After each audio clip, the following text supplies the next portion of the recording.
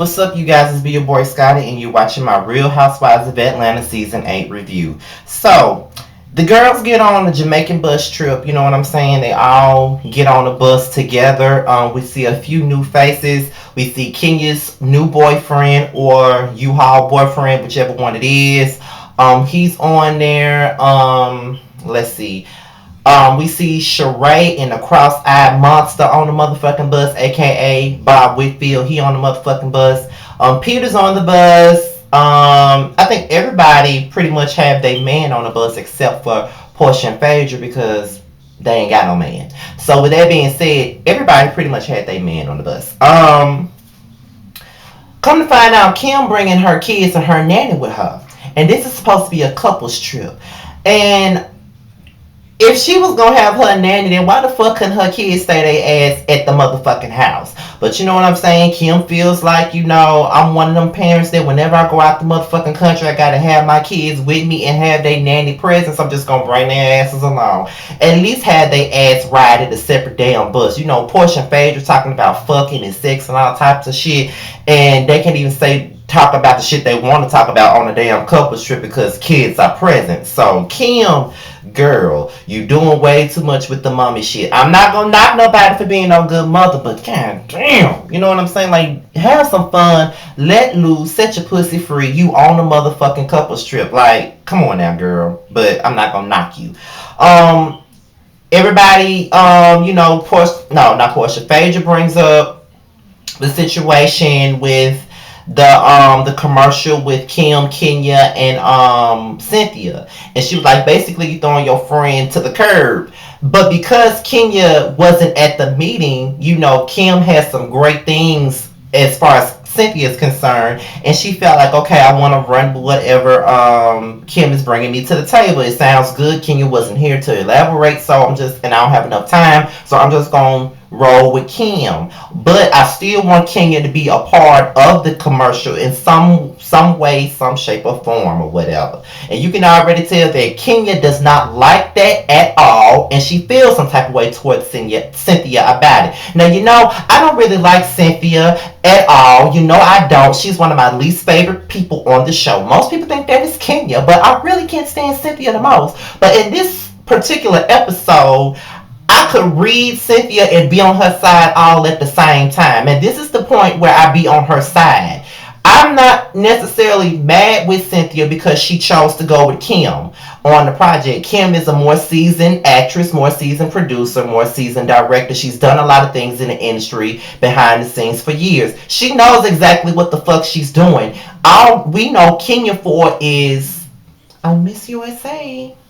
I miss USA. I'm pretty. I'm beautiful. I am Miss motherfucking USA, bitch. I got this long natural hair and everything. Like, bitch, I am known for being a beautiful bitch. I am Miss USA, baby. And I'm in the motherfucking history books. Then, on another note, we know her for this. Lionel. But you haven't danced with me all night. Or Deliver Us from Eva, or Tross.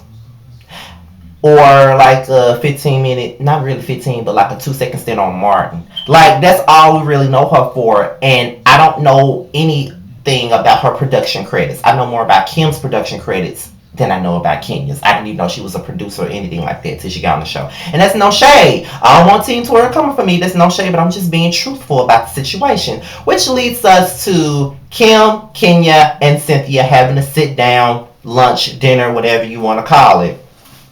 They get to discussing it.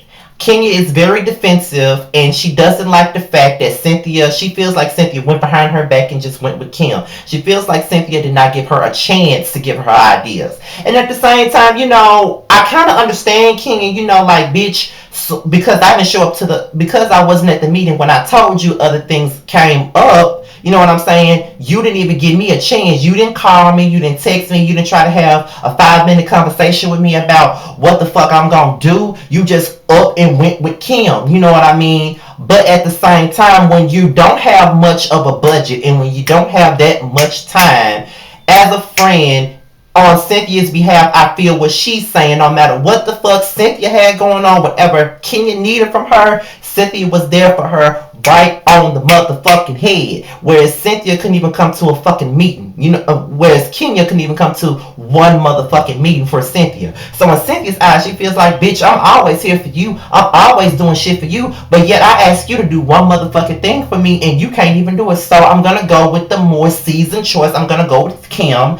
And to keep you in the motherfucking commercial, I'm gonna keep you involved some form of way, but you don't want that. So it's already a situation where it's like Kenya already don't like Kim for whatever reason. I guess she don't like Kim because she's boring. I guess she doesn't like Kim because she's a bit, in her eyes, passive aggressive, condescending. That's what she feels. I don't know what Kenya is threatened by Kim for. I don't understand the basis of the beef because it's really nothing. To be honest, I don't understand it at all. I just feel like Kenya, as usual, is doing way too motherfucking much for my motherfucking taste. I wish that she would stop that shit because it's not looking good on her, and it's just pushing people to think that Kenya is a pathetic, insecure ass bitch. And me personally, I give everybody a chance, and I really been on Kenya's side for most of the season, but she just came off as a pouty, needy child in that moment, and then she starts coming for Kim,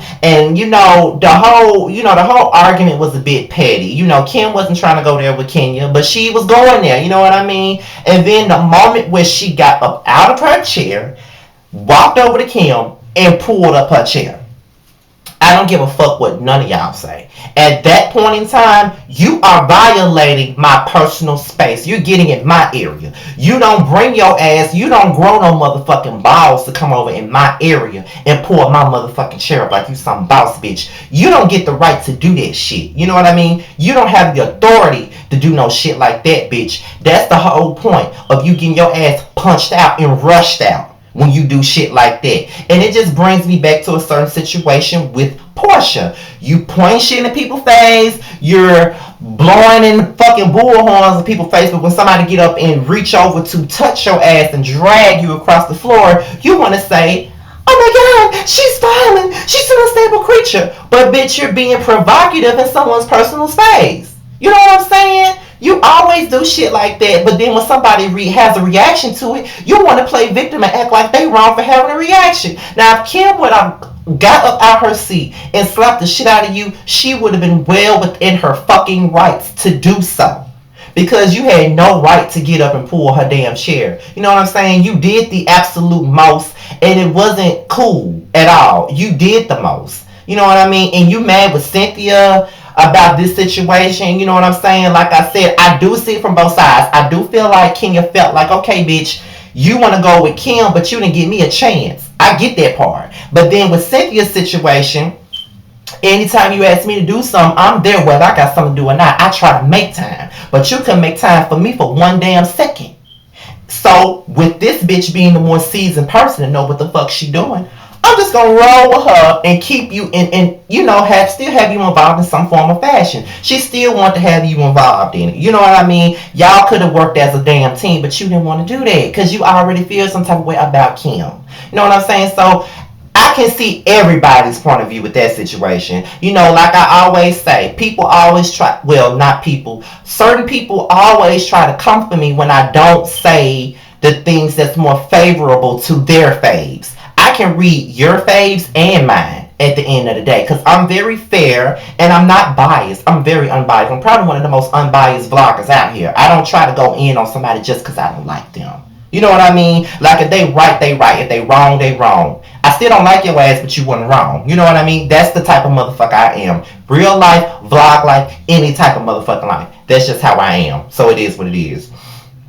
Okay, so Nene is in Jamaica. Her and Cynthia, they're getting along, and it's Cynthia is a pushover, and I don't see how the fuck her and Nene came back from the shit they went through last year. But at the end of the day, it's still kind of refreshing to see them move past everything and try to rebuild their friendship. Because besides Kenny and Portia, Nene and Cynthia had the most genuine and authentic relationship on the motherfucking show. So they have a dinner. Next thing you know, Nene busts her ass in with this sickening ponytail, looking grand, and she shocks everybody. You know what I mean? She shocks all the girls. None of the girls knew that she was coming. Everybody's happy to see her with the exception of Kenya, which is understandable and expected.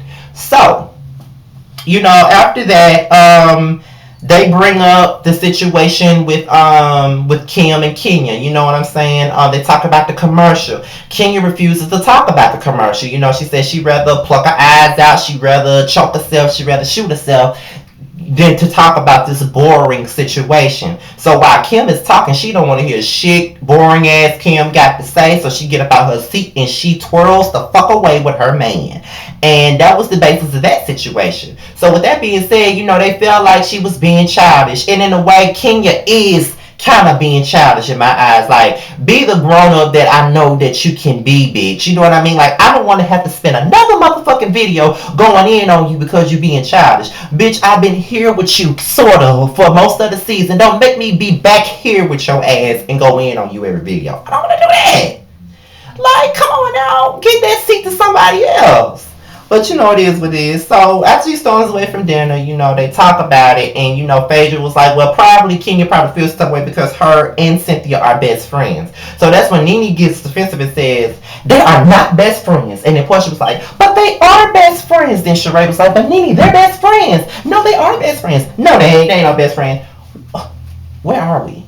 Fucking elementary school? Who argues about who's best friends with who and who's best friends with nobody else? You know what I mean? So that's when Cynthia was like, me and Kenya are still getting to know each other. And, I just feel like you don't become BFFs overnight.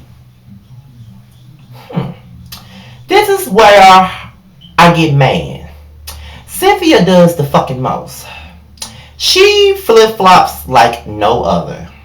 For the past season or two, she's been up Kenya's ass acting like they best friends. You know what I mean? Since Nene been out the picture. But I've always said this. If Nene ever came back in Cynthia's life, she would throw Kenya to the wolves in a fucking heartbeat. But at the same time, I do understand what she's saying. She feels like the depth of her relationship with Nene is not... No, the depth of her relationship with Kenya is not the same as her relationship with Nene. You know what I mean? So, her friendships with Kenya and Nene are two totally different things. I get what she's trying to say with that. But it does come off like you're trying to deny the fact that y'all are even close in the presence of Nene. That's how it felt to me, especially looking at the previews. It's like, bitch, here you go. You're the most pathetic bitch in the world. As soon as Nene come back, you just gotta start licking that ass once again, like no other bitch can lick it. That's how it feels to me. So maybe I could have been wrong in that, but like I said, I do kind of see it from her side, but I do kind of see it from my side too. You did look like a flip-floppy bitch. You know what I'm saying? Like one minute you and Kenya real cool, the next minute, y'all don't become BFFs overnight. Okay, whatever. So, Nene and Sheree, they make up. We all seen them from the very beginning. They've always had a rocky relationship, but I always liked it better when Nene and Sheree were friends. I liked them being friendly versus them fighting. But either them fighting or being friends is enough for me. I just like Nene and Sheree's dynamic, period. You know what I mean? Like Nene and Kim.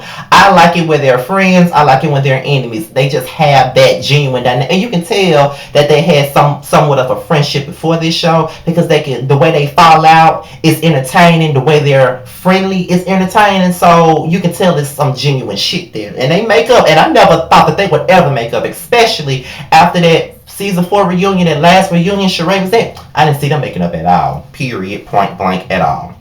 So after Sheree and Nene make up, Sheree goes over to Kenya and she talks to Kenya and she basically informs Kenya that Cynthia pretty much denied, brushed off the fact that they were ever really, really friends like that. Like really, really close friends like that. Kenya is ultimately feeling betrayed and she's feeling hurt by the situation. And God knows Kenya has been hurt so many times on this show. Is that shade? I'm not sure. I'll leave it up to the rest of y'all to figure that out if that's shade or not, because even I don't know if that's shade. Yeah. So, yeah. So she feels some type of way about that. Mallory returns, and the first thing Cynthia can yell out is this: me and Nene are friends again! Oh my God! Me and Nene are friends again! It's like this bitch pussy got wet because Nene ass returned to put that good jug on her. Like, it's crazy how excited this bitch is to have Nene back in her life. This bitch is fucking pathetic. I can't stand Sylvia. This bitch is fucking weak. Like, this bitch, Nene has tore you down in all sorts of ways, and you are so happy to have her back in your life. But like I said, it is not seeing them rebuild everything, but just seeing Cynthia so giddy about it, it's confusing to me. But whatever. So Kenya comes over. She talks to Cynthia about the situation, and Kenya felt like Cynthia was denying the fact that they were ever friends. I don't think that she was denying the fact that they were ever friends. I just thinking that she's denying the best friend aspect of the situation. She feels like, bitch, we aren't that close to be calling each other best friends. You know what I mean? We're only growing closer at this point. We're still getting to know each other and everything like that. And plus, bitch, I didn't like how you treated Kim at the table. So that's kind of strike one for your motherfucking ass. So at this point, we're still growing. Our relationship is evolving. But Kenya feels like, this is the same person that tried to take food off your table. This is the same person who did you like a dog in front of everybody and tried her best to tear you down. And Cynthia admitted that Nene did. She said, yeah, it did get ugly. But at the end of the day, we are best friends. That is my real friend, blah, blah, blah. And Kenya feels some kind of way. First, she felt some type of way about the whole commercial production thing. Now she's feeling the way about Cynthia denying the fact that they're close friends. And then on top of that, you know what I mean? I was confused when Kenya said that her and Cynthia have been friends for 4 years. Now, this is where it gets weird because Kenya, you and Cynthia have not been no friends for 4 damn years. Let's stop it with the bullshit. When you first came on the show, you and Cynthia didn't even get along at first.